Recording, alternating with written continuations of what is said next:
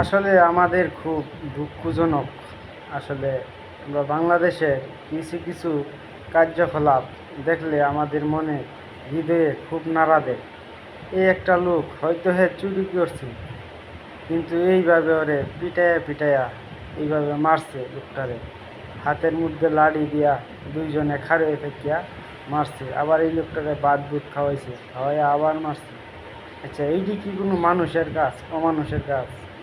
যেইগুলা এই লোকটারে মারছে, যেগুলা লোকে, আমি এই লোকের, আমরা বাংলাদেশে এমন একটা আইন চাই যে বাংলাদেশে যেগুলা লোক মারছে এগুলা প্রতিটি যে মৃত্যুদণ্ড, ফাঁসি হয়, এটা আমরা আবেদন করি সরকারের কাছে, ইনুস স্যারের কাছে আবেদন করি।